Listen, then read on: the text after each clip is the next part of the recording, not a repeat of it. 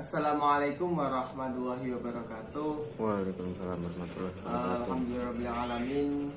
Kita dapat berkumpul, kita dapat bersilaturahim bersama. Dan alhamdulillah pada kesempatan kali ini saya akan menjelaskan sedikit beberapa pertanyaan yang sudah disampaikan oleh Bapak dosen Marzuki.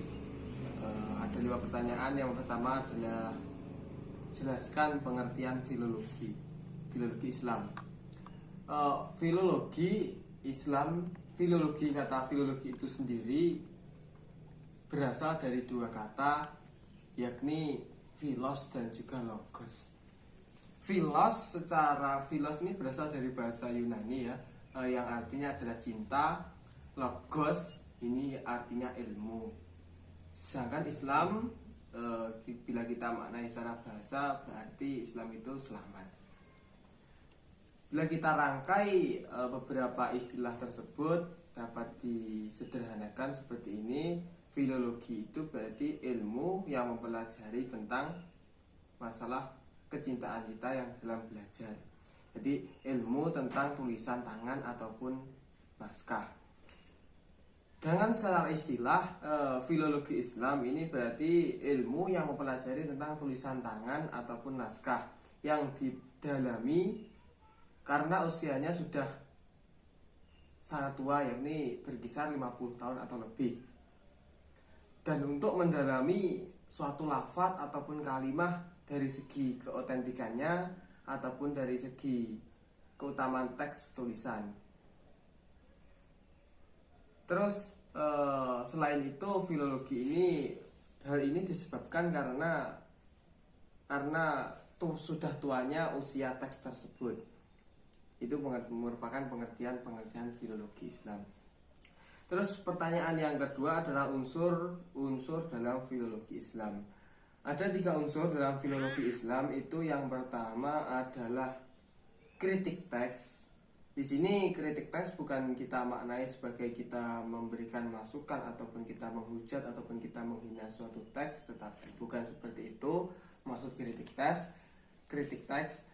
Yang dimaksud kritik teks dalam konteks kali ini adalah unsur filologi Islam kali ini dimaknai untuk mempelajari ataupun menggali lebih dalam terkait teks. Terus unsur yang kedua adalah sejarah. Sudah jelas bahwasanya dalam setiap teks ataupun setiap tulisan itu pasti memiliki suatu sejarah ataupun historis yang tersendirinya. Ataupun bila kita maknai ada suatu asbabun nuzul ataupun sebab-sebab ataupun sebab-sebab diturunkannya suatu teks. Terus yang ketiga adalah segi linguistik ataupun segi gaya majaz. Majaz itu dalam konteks ilmu bahasa ini dimaknai sebagai gaya bahasa. Itu ketiga itu merupakan unsur-unsur dalam filologi Islam. Terus yang ketiga adalah tujuan dari filologi Islam. Yang pertama adalah untuk memahami suatu teks. Jadi mengapa kita wajib mempelajari ilmu filologi Islam? Di situ kita akan dapat memahami maksud dan tujuan teks itu diturunkan.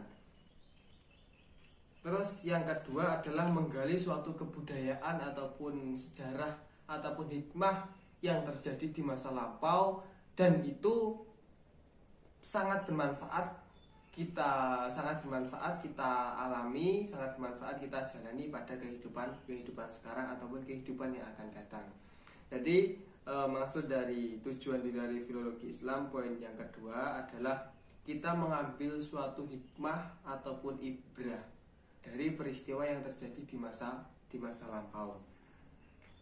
Fungsinya apa? Karena Allah Subhanahu wa taala ini menjelaskan kepada manusia, kepada makhluknya, kepada kita ini melalui teks. Jadi Allah menjelaskan dirinya, dewa dirinya ini adalah Allah, itu melalui teks. Terus sedangkan kita juga harus mempelajari apa itu teks apa yang telah diturunkan oleh Allah. Sudah jelas bahwasanya adalah Al-Quran. Jadi apabila kita mempelajari Al-Quran, maka secara tidak langsung kita akan mempelajari tentang Allah Subhanahu wa taala selaku pencipta dari Al-Quran tersebut. Terus yang ketiga adalah menggali suatu kebudayaan lama. Itu. Pertanyaan yang ada juga tujuan khusus, yakni menyunting suatu naskah ataupun suatu dasar atau nas dari teks-teks tersebut. Pertanyaan yang keempat, dalam memahami sebuah teks apa saja yang diperlukan. Ini yang pertama adalah kualitas pengarang ataupun sumber. Karena pengarang ini merupakan menjadi suatu pokok pembahasan suatu teks. Jadi menentukan suatu sumber itu, apakah sumber itu bisa dikatakan sebagai kredibel ataupun belum kredibel. Terus yang kedua adalah kebenaran suatu isi. Tadi kebenaran suatu isi berfungsi untuk apa? Untuk kita menyimpulkan suatu naskah ataupun diikuti secara baik. Terus pertanyaan yang terakhir terkait bedaan dari Makkiyah dan Madaniyah.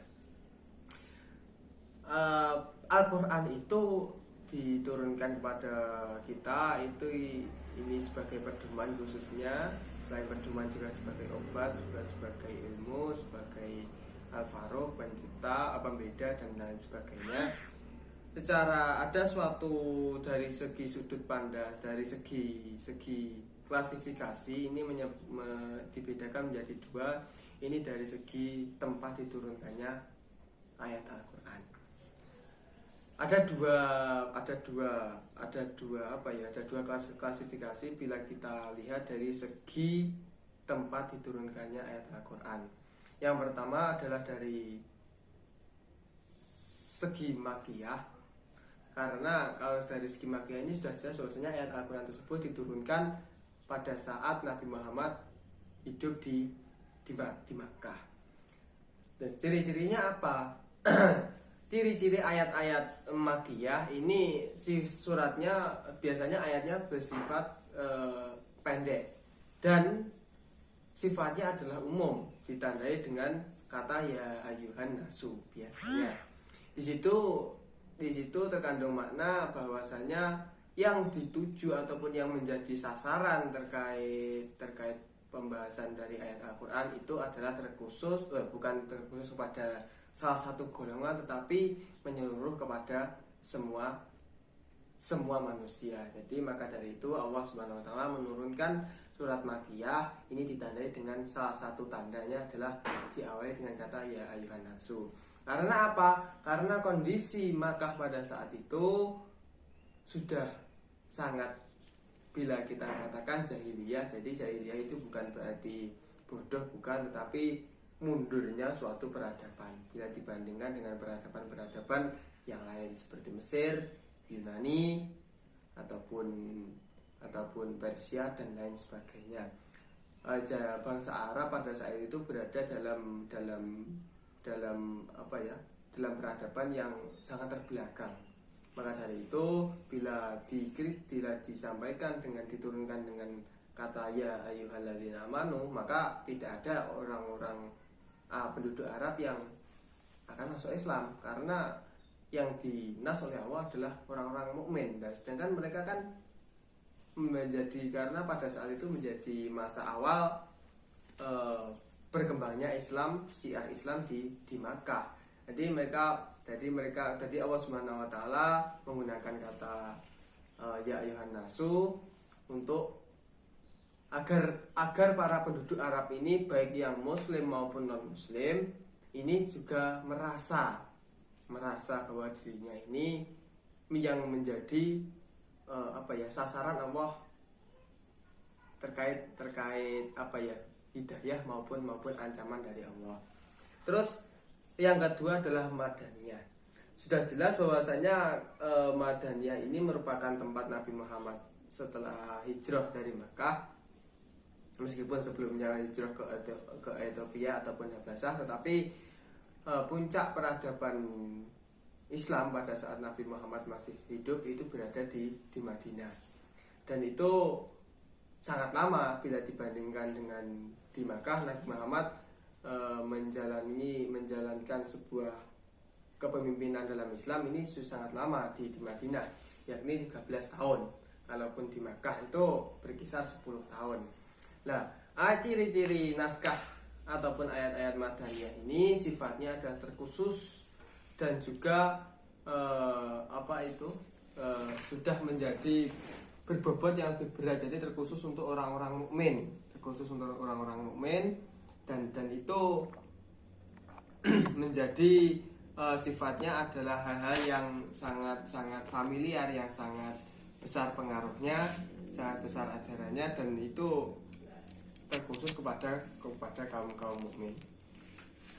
Kiranya itu yang bisa saya sampaikan. Banyak sekali kekurangan dan juga kekhilafan dari saya, dan perlu diketahui itu semata-mata dari kebodohan saya, kekurangan saya, dan ketidakmampuan saya. Dan apabila ada lebihnya, apabila ada benarnya, itu semata-mata dari Allah Subhanahu wa taala.